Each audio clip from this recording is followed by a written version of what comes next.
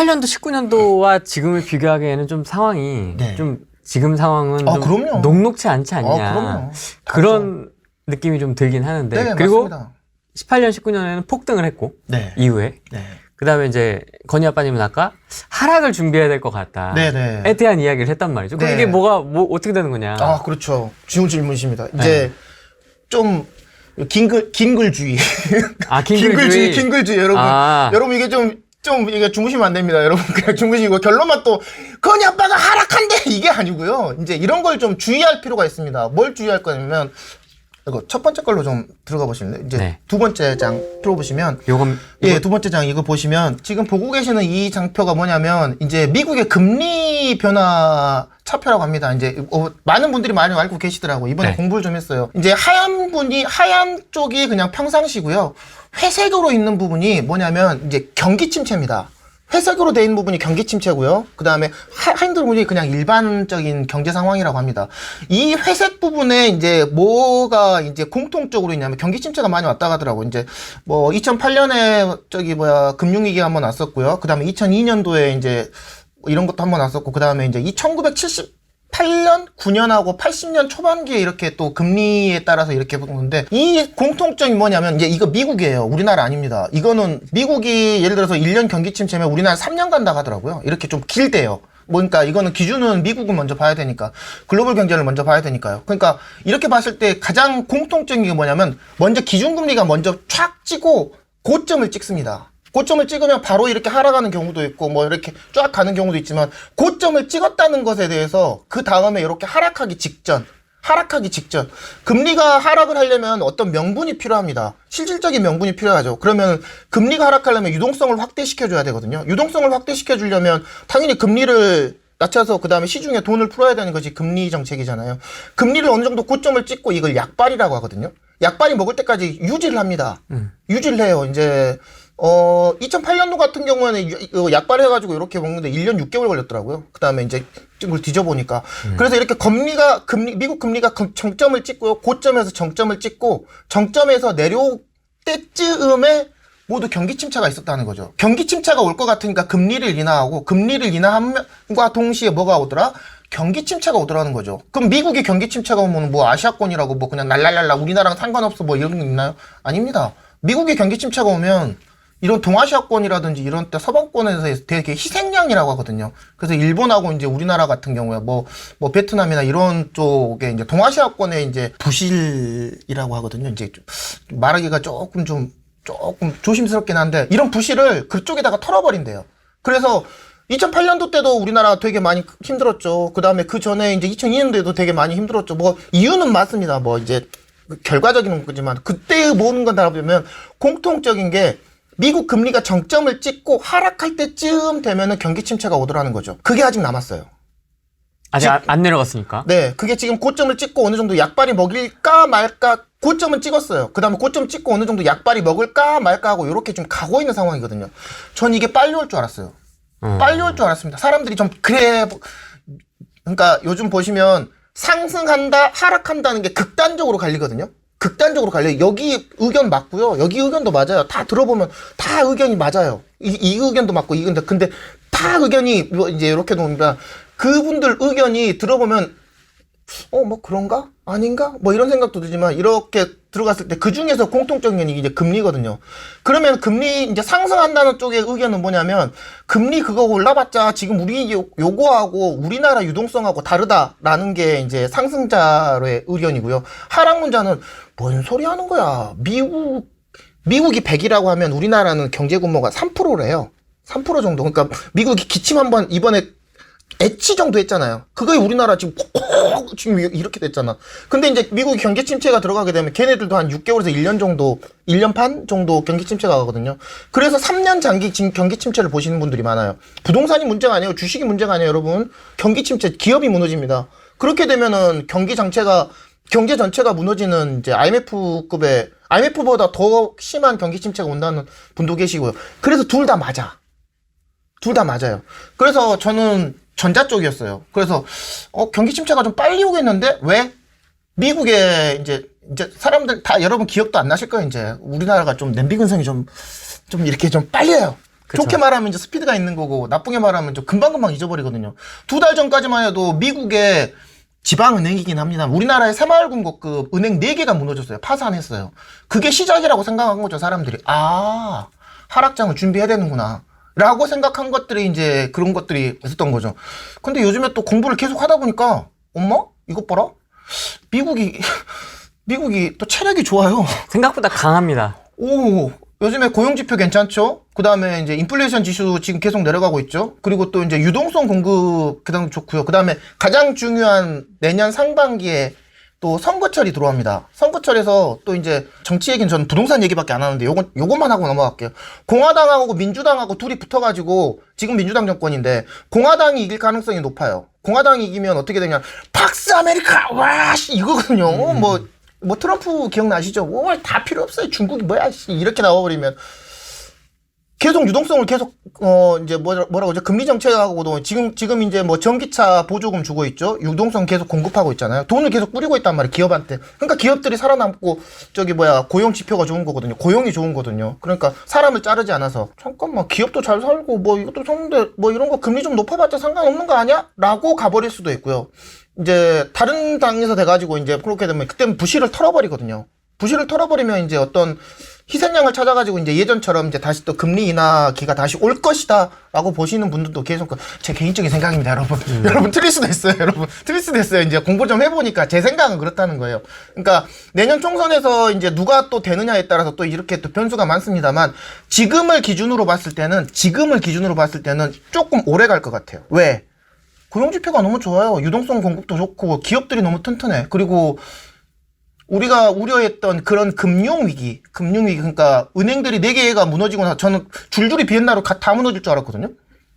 제가 공부해 바로는 찾아본 바로는 그게 정석인데 이렇게 이제 은행권들별로도 계속 이제 유동성을 계속 공급해주고 있고요. 안전장치를 계속 이제 미국 정부에서 이제 정책적으로 살려주고 있고요. 4개 은행 파산하고 나서 파산할 지금 경기가 나빠진다라는 지표보다는 경기가 계속 좋아지고 있다. 그래서 지금 버티고 있다라는 것들이 나오고 있어요. 그래서 미국이 안 무너질 것 같아요. 안 무너지면 그럼 어떡하자는 거야. 방금 무너진다면서요. 건약반님 한다간다면서요. 그러면 이렇게 생각하시면 될 것 같아요. 그래서 하락장이 오게 되면 외부 변수에 의해서 우리나라가 무너질 가능성이 높습니다. 그러니까 우리나라 내부적으로 어떤 수급의 조절을 못해서 이런 장에서 무너져서 이제 하락장이 온다라기보다는 외부 변수, 즉 이런 이렇게 이제 디렉토리가 큰 쪽에서 이제 파편이 커서 이제 우리나라에 이렇게 영향을 줄 가능성이 높거든요. 저는 그렇게 봅니다. 그래서 그게 빨리 올 줄 알았는데 그게 좀 길어질 것 같아요. 그래서 요즘에 나오는 얘기는 뭐냐면 저도 거기에 이제 한 표 보냅니다. 저도 이제 개인적인 얘기인데 최소한 1년 안에 하락장은 없는 것 같아요. 최소한. 그래서 내년 상반기 이 정도 됐을 때쯤에도 지금 같은 좋은 장이 이렇게 유동성 장이 계속 이어지지 않을까라고 저는 생각되어지고요. 그 이후에도 이제 좋아진다라고 보시는 분도 계시고 아니야 한 2년은 더 가야 될 거야 라고 보시는 분도 계시는데 그분들의 의견은 뭐냐면 이제 이쪽 저쪽 얘기를 다 들어봐야 됩니다, 여러분. 저도 듣고서 이제 그분 쓴 말씀이 일리가 있다. 뭔 소리 하는 거야 이제 이렇게 듣다 보니까 이제 이 얘기가 나오는 거거든요. 네. 그분들의 얘기가 뭐냐면 심리하고 이런 것들도 다 좋고 지표도 좋고 데이터도 좋은데 지금은 반대하는 사람들 목소리가 너무 크대요. 반대? 대비하는 사람들 목소리가 너무 크대요. 이 장이 무너지려면, 그러니까 작년같이 이제 이렇게 장이 이렇게 한 번에 무너지려면 다들 상승장을 외치고 지금이야, 거품이야, 가자, 비없어! 그라고 해야 되는데 사람들이 한번 뜨끔해서 그런지 아니야, 잠깐만. 야, 잠깐만, 이런 사람들이 되게 많았단 말이야. 마지막 한 사람까지 그런 사람이 없어야 된대요. 그래야지 무너지는 2008년 같은 작년 같은 그런 장 이렇게 이제 무너지는 장들이 와야 된다고 해서 2년 보시는 분도 계시는 것 같아요. 그래서 1년에서 2년 정도까지는 제가 봐도 그래요. 제가 봐도 하락장은 없을 가능성이 높다라고 저는 생각되어집니다. 그런 근거에 의해서. 그러면은 1년 후에 무너지나요? 그때 가봐야지 알 것 같아요. 그때 당시에 금리, 미국의 상황, 우리나라 상황이 아니에요. 미국의 상황, 그리고 물론 내년에 우리나라 총선이 있긴 합니다. 우리 내년이 있으니까 좀 규제를 풀어줄 수 있지라는 그런 이제 그 희망 고문하시는 분도 계시는데, 네, 이제 정치 얘기는 안 할게요. 미안합니다. 정치 얘기는 안 할게요. 그런 얘기가 있었는데 그런 거는 희망 고문 갖고 계시지 마십시오. 그래서 이런 얘기를 드리고 싶어요. 여기 이제 사람이 물음표를 하나 꽂고 있는데, 네. 지금의 상황은 이제 빨간색 그래프 앞까지 와 있어요. 앞까지 와 있고 지금 이제 왼쪽에 보시면 이제 어느 정도까지 올랐다가 그래프가 쫙 어느 정도 유지를 합니다. 뭐가? 금리가. 얘가 5%대였어요. 지금이랑 똑같습니다. 언제? 2008년도 무너지기 전에. 그게 어느 정도 됐었냐면 이제 이게 6개월인가 1년인가 지속됐다고 하더라고요. 이제 우리나라랑 시차가 좀 있으니까요. 그러면서 이제 금리가 내려가기 시작하면 이제 경기 침체가 오기 시작하는 거죠. 사람들은 이렇게 생각해요. 금리가 내려가면 나 지금 당장에 나 이자 내는 거 만 힘드니까 이자가 내려가는 것만 생각하는데 미자가 내려가는 게 중요한 게 아니고요. 이제 물건들이 다 무너지는 거죠.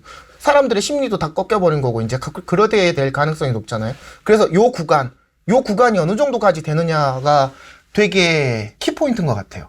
키포인트다라고 생각하고 건희 아빠의 그래서 생각해서 이제 긴 글 끝났습니다, 여러분. 긴 글 끝났어요, 여러분. 긴 글 끝났습니다. 한 1년에서 2년 정도까지 이게 계속 유지될 것 같습니다. 그래서 지금은 상승장이에요, 하락장이에요? 상승장이 맞고요. 상승장이 맞고요. 지역별로 이제 온 데가 있고 안 온 데가 있다고 저는 생각하거든요. 그래서 이제 그때별로 이제 카멜로랑 같이 적응해야 되는 게 우리 같은 투자자의 책임이 아닌가 저는 생각되어집니다. 그래서 지금 같은 경우에는 이제 건희 아빠 공부를 좀 해보니까 좀 그렇다. 그래서 이제 지금은 가자가 맞고요. 가자가 맞고 갔다가 했을 때 이제 잠깐만. 미국이 갑자기 쓰러지려고 그러네. 은행이 또 무너진다 그러네. 잠깐만, 뭐 뉴스 나올 거 아니에요. 뭐 어디 카페에서도 이제 요즘엔 한시 발이 빠르니까. 네. 그런 건 나왔을 때 되면 빨리빨리 행동할 준비할 뭐 매도라든지 아니면은 빨리 임사가 풀어졌으면 임사로 빨리 묶어버리든지 그다음에 뭐 전세값을 어떻게 바꿔가지고 뭐 금리 때문에 이제 고민이신 분들은 이제 금리를 빨리빨리 이제 고정금리로 막아버리고 막 3년 4년 이렇게 이제 고정금리로 이제 뭐라 그래야 돼? 기간? 이런 것들을 세팅한다든지 방어할 수 있는 그런 것들을 갖고 계셔야 돼요. 키를 갖고 계셔야 됩니다. 또 그리고 또 한 가지 또 예를 드리자면 현금을 좀 갖고 계시는 게 네, 좀 안전하지 않을까 좀 생각되어집니다. 그래서 저도 지금 무리 안 해요. 국외 변수. 예. 거시경제 관점에서 좀 얘기를 해주셨는데 국내 변수는 좀 어떻게 보십니까? 예, 국내 변수 서울 부동산. 예, 서울 부동산에서 아까 얘기 들었듯이 이제 똘똘한 한 채의 영향력이 계속 갈 거라고 저는 생각되어집니다.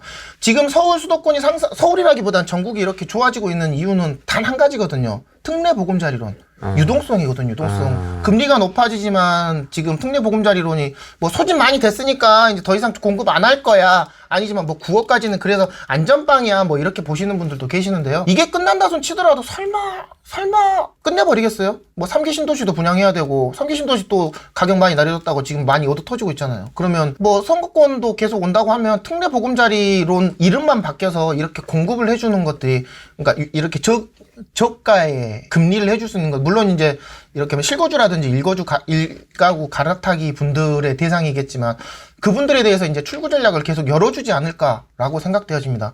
그래서 서울 수도권이 계속 이렇게 유동성이 어느 정도 계속 공급이 된다면 지금 같은 장세는 계속 저는 유지되지 않을까라고 생각되어집니다. 그 특례 보금자리론을 넘어서는 물건들에 대해서도 요즘에 다시 분위기가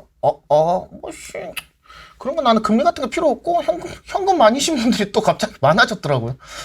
시장 가보세요. 뭐 강남권 가보세요. 뭐 20억. 잠깐만 있어봐. 뭐 이러신 분도 되게 많아요. 잠깐만 있어봐. 그래서 나만 돈이 없지 여러분.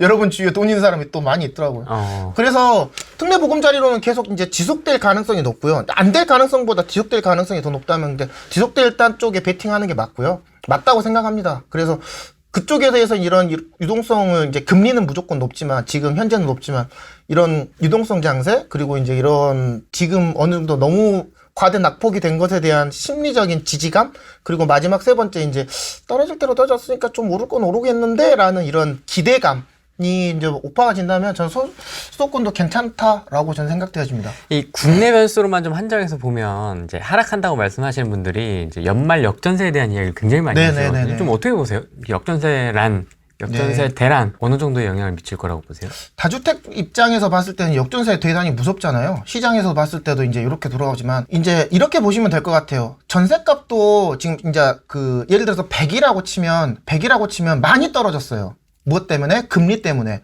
그래서 이제 전세값이 떨어지니까 매매값도 많이 떨어졌거든요. 요렇게 떨어졌거든요. 이렇게. 전세값이 훨씬 많이 떨어졌습니다. 그런데 요즘 시기를 보면 이제 올해 하반기죠. 하반기에 이제 2020년도에 2021년이라든지 이때 돌아오는 물량들이 많다고 하는데 생각보다 적을 수도 있어요. 제가 보기에도 현장을 다녀봐도 잠깐만 있어버립니다. 그거 많이 떨어지지 않겠는데? 그리고 또 지금 전세가 계속 잘 나가고 있거든요. 전세가 지금 반등하고 있어요. 전세값이 유동성이 계속 진급되면서 이제 전세 그 자금 대출에 대해서 금리가 낮은 것들을 또 계속 공급해주고 있거든요. 그래서 생각보다는 타격이 크지 않을 가능성이 높습니다. 저는 그렇게 봅니다. 그러면 방금 얘기하셨던 전세값이 폭락하면 매매값도 같이 폭락하거든요. 그래서 사람들이 되게 걱정을 많이 하는데 그 구간은 지난 것 같아요.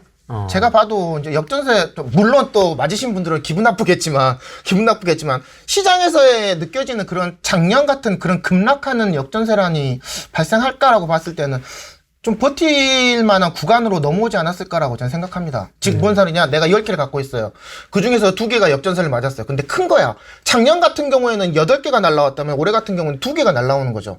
그렇게 되면, 하나는 털어버리고 하나는 막아버리지. 뭐 이렇게. 작년 같은 경우는 2개를 다 털어야 됐지만 올해 같은 경우에는 타격이 그렇게 크지 않을 가능성이 좀 높다라고 보여집니다. 제 주변에도 다 그렇고요. 그리고 어느 정도 안정이 됐어요. 그리고 또 좀 뭐라 그러죠? 이제 작년같이 이렇게 크게 얻어 터지시는 분들이 제 주위에는 많지 않은 것 같아요.